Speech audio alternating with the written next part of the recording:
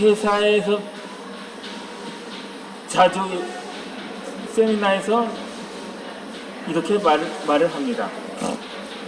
뛰어난 커뮤니케이션 기술이 없으면 사람은 평생 돈 때문에 곤란해지지 않는다고 하는 게 자주 회의 주제로 나온다고 합니다. 그런다면 이 어떤 협업에 유의해야 돈 때문에 곤란하지 않은 커뮤니케이션 기술을 몸에 익힐 수 있을까요? 답은 간단합니다. 상대방이 원하는 것을 간명하게 전달하면 됩니다. 나 또한 지금에야 화술이나 프리젠테이션에 자신이 있지만 처음부터 뛰어난 커뮤니케이션 기술을 갖고 있었던 것은 아닙니다. 처음 미국에서 벤처 투자자들 앞에서 사업에 관한 프레젠테이션을 했을 때는 좋은 결과를 내지 못했을 수 있습니다.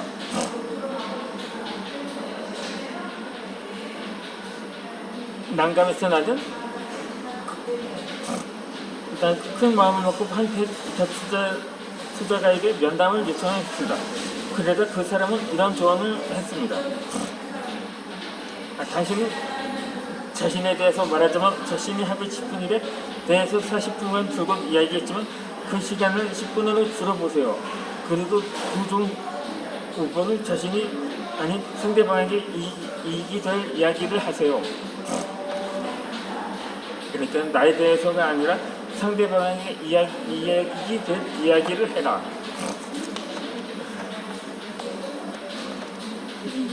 이것은 이해의 맹점이었던 거죠.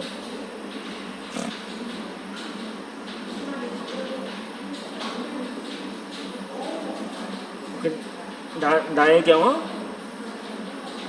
유튜브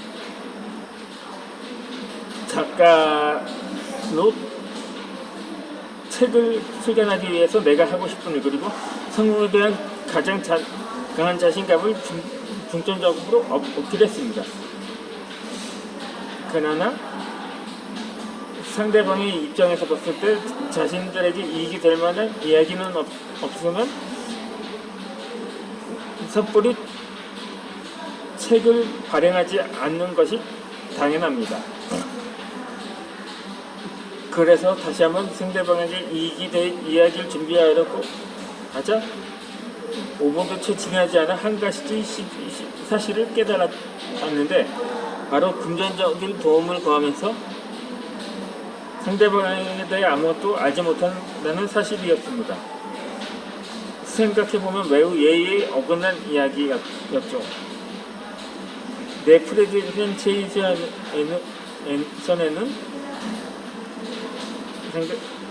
출판 관계자들에 대한 존경심이 완전히 결여되어 있었던 거죠. 그리고 다음에 프레젠테이션 기회부터 상대방에 대해 철저하게 조사하기 시작했습니다. 그리고 출판사들의 출간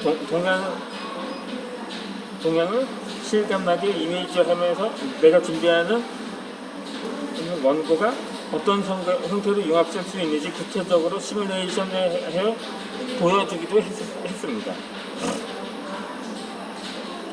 그가 내가 하려는 퍼스널 브랜딩의 의도가 단 10분 만에 상대방에게 전달되어 바로 계약으로 이어졌던 거죠. 나도 매우 놀랐었는데 협업하는 결과가 이렇게 바뀐다는 점에서 놀랐었던 거죠. 이것은 영업이나 마케팅 등 모든 직종에서 통하는 방식이기도 합니다. 정말로 말을 잘하는 사람은 상대방이 원하는 것을 잘 이해하고 알기 쉽게 전달합니다. 사업에 관련된 사람들이 얼마만큼 행복해질수 있는지를 전하면 도덕자는 자연스럽게 모여들기 마련입니다. 그리고 그런 매력적인 이야기를 할 수 있는 사람은 분명 돈의 신이 함께할 것입니다.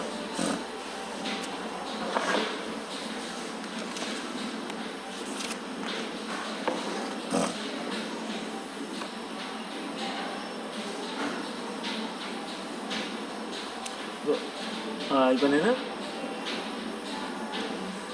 일본 습관을 실천했더니 실천을 하는데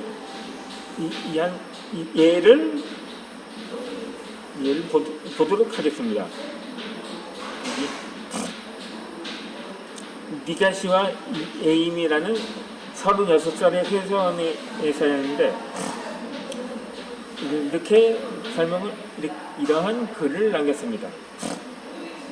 졸업 직후 입사한 회사에서 16년째 근무 중인 저는 이번에 배운 작은 습관으로나 자신이 컴포트 존 안에서 오랫동안 성장하지 못하고 있다는 사실을 깨달았습니다. 이 부모님께로부터 참는 게 중요하다고 배우며 자랐고 성실하고 꾸준한 성격으로 어릴 때부터 학원이나 아르바이트, 연애도 오랫동안 해오던 타입이었습니다. 예전에는 그게 장점인 줄 알았는데 언젠가부터 회사에서 매일 같은 일을 반복하다 보니 작은 의문이 들었습니다. 그러는 이직을 생각할 때마다 다시 처음부터 일을 배우거나 직장 안에 새로운 인간관계를 구축하는 일이 귀찮게 여겨졌습니다. 그런 내 자신을 바꾸기 위해 실행한 것이 항상 만나는 사람만 만나는 버릇을 고치기였습니다. 보통 직장 동료들과 일주일에 두세 번 술을 마시며 매번 특별한 것 없는 시간을 가졌는데요. 술 약속을 거절하고 예전부터 관심이 있었던 휴스턴 목욕탕을 찾았더니 컨디션이 무척 좋아졌습니다. 게다가 쓰는 구독도 평소 술자리 비용의 절반 정도이다 보니 돈을 쓰는 방식에 대해서도 다시 생각하게 되었습니다. 그래서 다음은 가계부 작성에 도전했습니다. 매일 마시는 커피나 습관적으로 들리는 편의점에서 사는 간식도 일주일치가 쌓이면 상당한 액수였다는 사실을 깨달았습니다. 저금을 하지 못하는 이유는 급여가 적기 때문이라고 핑계를 대는데 낭비의 진짜 원인이 있었다는 사실을 깨달은 후에 커피와 간식 구입에 사용한 금액을 연금에 넣기도 했습니다. 쓸데없는 비용 소모를 줄이되 기분도 상쾌해졌습니다. 그 기사를 물어봤더 이번에는 식단 줄이기를 시행했습니다. 큰 마음을 먹고 저녁 식사는 장백지만 섭취하기도 했습니다. 이전까지 다이어트를 해야겠다고 말만 했지 실제로 아무것도 하지 않았던 제가 퇴근 후에 헬스장에 들러 운동만 하고 단백질만 섭취한 후 서둘러 잠자리에 들었습니다.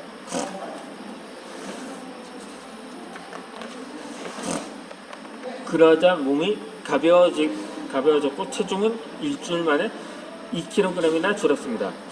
그러자 일에 대한 의욕이 생기기 시작했습니다.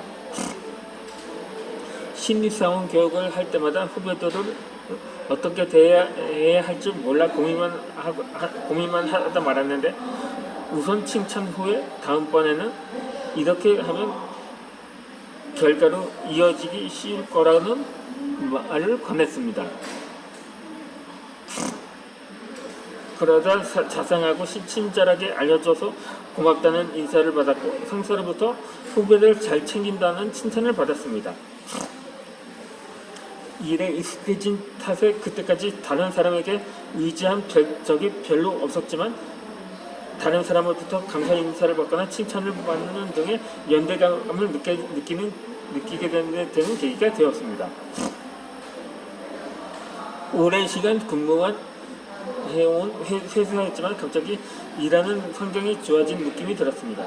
지금까지 인식하지 못했던 말투와 사고 방식이 이렇게 긍정적으로 바뀔 수 있다면서 다시 한번 실감하게 되었습니다.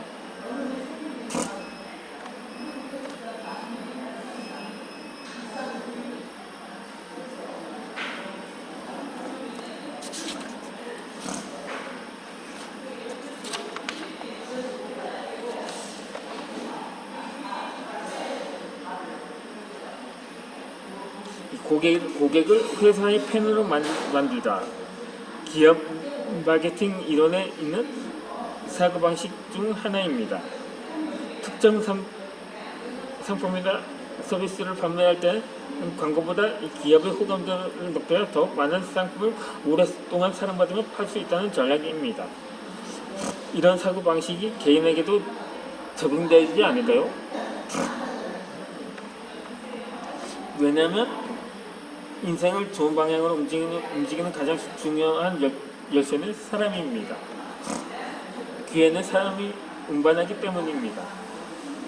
나는 자격증을 취득하거나 어업을 배우는 것도 중요하지만 그것보다 주변 인맥을 늘리는 것이 가장 중요하다고 생각을 합니다.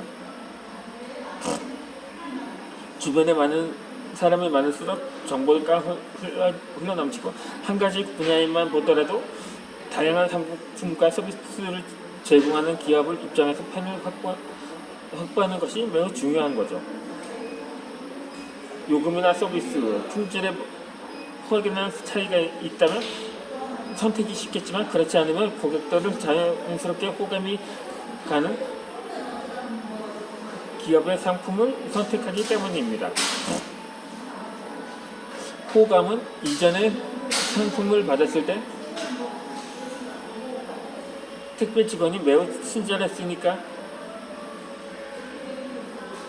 라든가 최근에 SNS에서 선행으로 화제가 되고 있는 A사로 해야겠다와 같은 기업에 대한 이미지로 선택하는 경우가 적지 않습니다. 팬을 늘리면 고객이 모입니다. 이는 모든 업계에서 통하는 진리인 거죠. 한마디로 B2C가 아닌 B2F가 핵심입니다. 즉 기업과 팬 사이의 거래로 이어지는 시스템을 만들어 충성 구매자를 확보하는 순간 그 사업은 성공이 보장되는 것과 마찬가지입니다. 이번에는 이 이론을 개인에게 적용해 보겠습니다. 인간관계에서 자신의 팬을 만드는 일은 쉬운 일이 아닙니다.